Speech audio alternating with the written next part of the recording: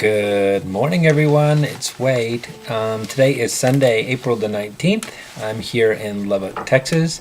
Have enjoyed the weekend here after arriving Friday evening from Holland. Came in to visit my family. There's a big gathering here, so that's a lot of fun. Excuse the hoodie here. This is not the Unabomber edition. This is just me up very early and not fully cleaned up yet, but wanted to go ahead and let you know what's going on this last week. Well, it began last Monday, of course, with Easter Monday in the Netherlands. Tapani and I enjoyed the day off together. We had a barbecue at the house, and that was really nice. I made my own brisket, smoked it out on the grill, and that was really tasty. So we enjoyed that, just kind of a quiet day. The weather was really good. Spring weather in Holland has been fantastic so far. So I hope I don't jinx that, knock on wood, that it'll still be decent when I get back. I was just looking over the paper here. I'm going to give you an idea of what's going on in Lubbock, Texas.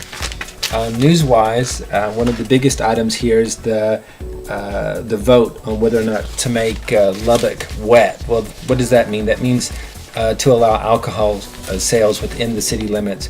For the longest time, Lubbock has been dry, which means you have to go out to south of town to a place called the Strip to buy your alcohol. So now there's a proposition on the ballot to vote whether or not to make it wet. So that's got people pretty stirred up. And you see signs here in the lawns, mostly of all the churches, of course, against the allowance of alcohol sales. But obviously businesses would like to see that because that would increase their retail sales. Below that, some other items. Music is still big news here in West Texas. Taking a bow, talks about a young girl here that is been a fiddler player since she was real young. So music is still pretty good. Makes the news. What else is here in the paper? Well, kind of an interesting thing.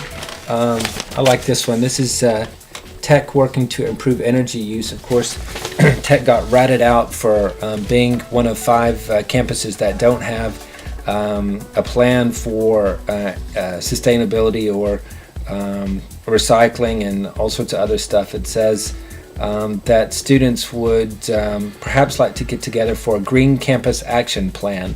There was apparently a symposium at Tech about what university officials and students can do to make their campus a greener campus, which is cool. Obviously, there's some things that still have to be done because they don't have a sustainability program at the university, so they're looking into that. I thought it was kind of interesting in some of the ads in the paper. There was a nursery promoting this new kind of grass called turfalo, which was developed at Texas Tech, a type of grass that uses less water. The roots grow 8 feet deep, which is meaning that they can get down to moisture in the ground. It only has to be cut twice a month, so that's really good. I think that's showing some initiative there, because here in West Texas, having a green lawn is a source of pride for many homeowners, but watering it 2 or 3 times a week is not so sustainable because, well, the Ogallala Aquifer, which is where people get a lot of their water, that's already been tapped out. And Lubbock is having to reach out wider and wider to get new resources of water.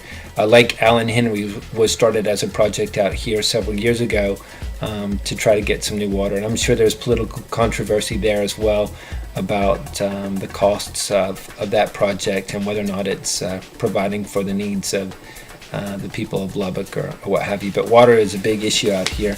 And then last but not least, of course, is well, the churches are expanding. That's still big business. Here's an article about a Church of Christ congregation, 1,500 member congregation that's going to construct a 22,100 square foot addition that will cost $3.7 million. So apparently the church business is still good in Lubbock.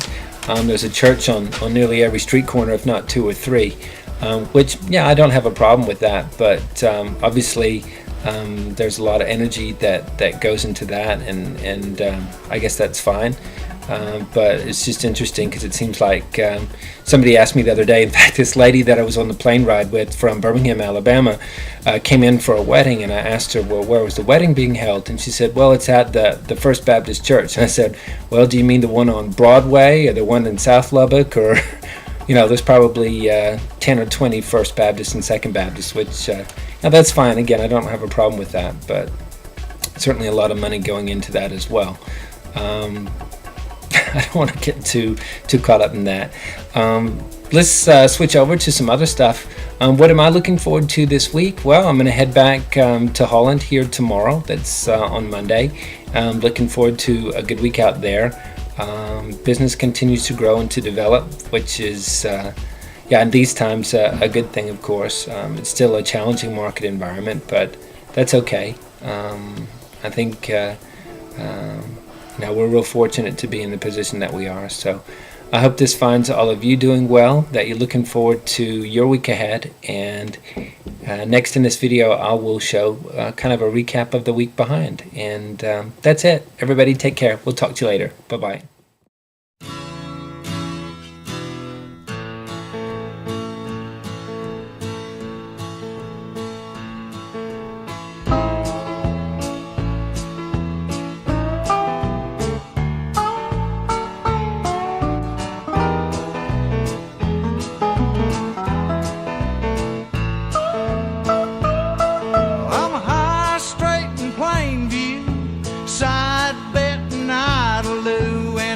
Deck in New Deal.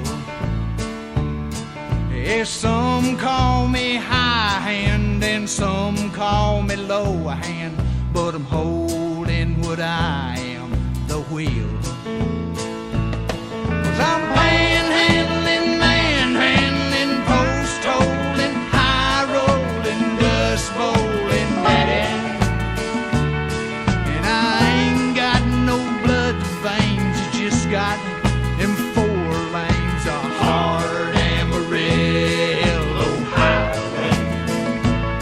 Yeah, I don't wear no Stetson, but I'm willing to bet, son, that I'm big Texan as you are.